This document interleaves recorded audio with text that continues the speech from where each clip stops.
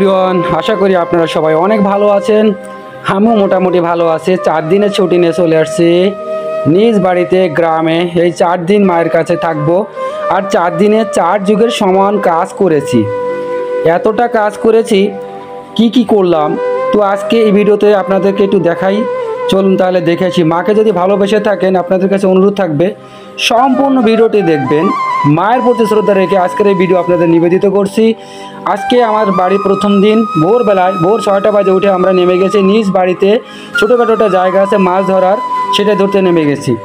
দেখেন প্রথম টানে এত মাছ পড়েছে, মাথা আমারই নষ্ট হয়ে যাচ্ছে। কি বলবো, মাথা নষ্টের পাশাপাশি মজাটাও কিন্তু কম পাচ্ছি না। বেশ, এতগুলো মাছ একসঙ্গে দেখতে কার না ভালো লাগে।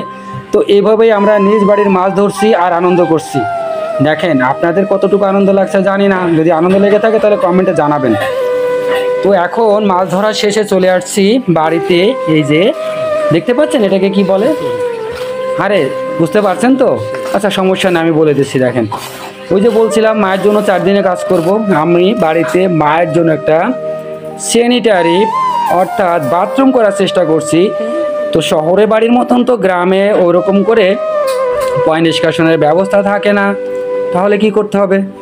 ওই যে পয় নিষ্কাশনের ব্যবস্থা করতে হবে না, তাই রিং বানানো হচ্ছে। রিংটা বানিয়ে মাটির নিচে দেওয়া হবে, যেখান থেকে বাথরুমের সকল বজ্র বেরোতে পারে। দেখেন দিনের কাজ শেষ, এখন চলে আসছি আমরা রাত্রে। কাজ করছি বাথরুমে, ওই যে সকল জায়গায় পানি বা জলের লাইন করা হচ্ছে। তো আমি প্লাস আমার এই যে ভাইরা মিলে কাজ করতে করতে আমাদের কিন্তু রাত এখন 1:30টা বেজে গিয়েছে। রাত্রে আমরা এখনো খাইনি। তো কেন এত কাজ করছি তাড়াতাড়ি? ওই যে বললাম সময় কম। দাদা লবণ ভাত খাইতেছেন, পেটের ভরে খান। এই যে আমাদের বিশ্বকর্মা দাদা, সামনে দিকে তাকান, খালি খাইতেছেন মিয়া। আপনাকে তো খাওয়ান বোঝা যাইতেছে কি কেতা লাগছে। আর জি বাংলার কি খবর? দাদা লঙ্কা।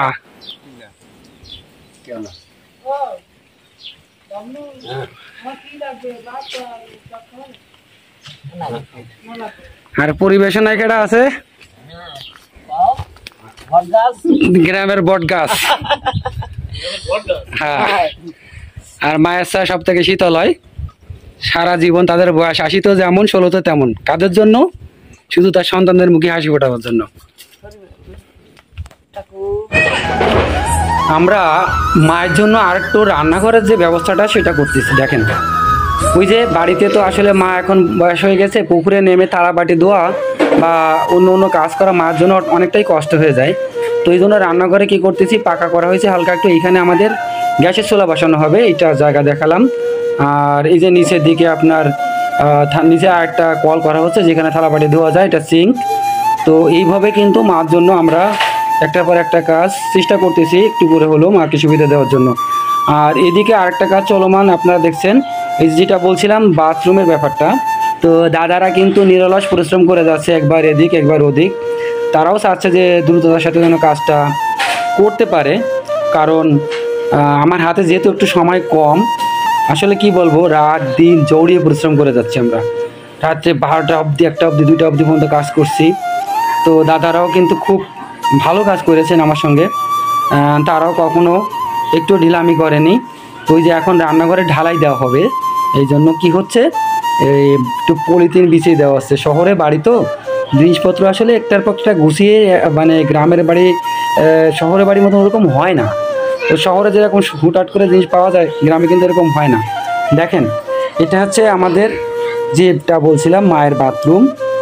মাকে এই বাথরুমটা আমরা সবাই মিলে মোটামুটি এখন কমপ্লিট হয়ে গিয়েছে। তো আপনারা দেখছেন মোটামুটি একটা বাথরুমে যা যা থাকার প্রয়োজন হয় সবই দাদারা দিয়েছে, বা আমিও জোগাড় করে দেওয়ার চেষ্টা করেছি। তারা এখন পুটিং দিয়েছে। তো পুটিংটা দেওয়ার পরে হয়তো 2 দিন পরে ইউজ করা যাবে। তো আমি তো চলে আসবো, আমি জানি না 2 দিন পর্যন্ত থাকতে পারবো না। মার অনুভূতিটা কেমন, বাথরুমটা ব্যবহার করে মার কেমন লাগছে, পরবর্তী ভিডিওতে আমি মার কাছ থেকে জানাই, আমি আপনাদের জানাবার চেষ্টা করব। তো এইভাবে মায়ের জন্য মোটামুটি বাথরুমটা আমরা শেষ করার চেষ্টা করেছি। ও মাকে ঝর্ণাতে স্নান করতে বা গোসল করতে ভালোবাসে। তো মাকে সেটাও, ওই যে আপনারা দেখছেন এটা ঝর্ণা। তো সব কিছু মিলায় চেষ্টা করেছি যে ঝর্ণাটা আপনারা দেখলেন।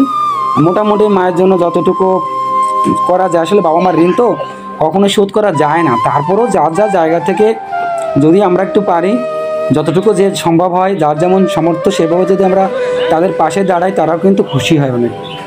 তো আমি চলে আসবো যে বলছিলাম, তো এখন চলে আসার আগে মাকে কিছু ধান ভাঙায় দিচ্ছি, কারণ ধান ভাঙতে অনেক কষ্ট হয়, প্রচুর কষ্ট হয়। দেখছেন ওই ধানগুলো একবার করে বাড়ি থেকে ভ্যান গাড়ি করে নিয়ে গিয়েছি, সেখানে গিয়ে আপনার প্রচুর একবারে দেখেন যে একবার ওই যে ট্যাঙ্কির ভিতর দেওয়া লাগে, 2বার দেওয়া 3বার দেওয়ার পরে তারপরে কি হয়, ওই ধান থেকে চাউলগুলো আস্তে আস্তে পরিষ্কার বা পয়সা হয়ে আসে, তখন কি হয় আমাদের ওই সেখান থেকে বস্তাবন্দি করা হয়।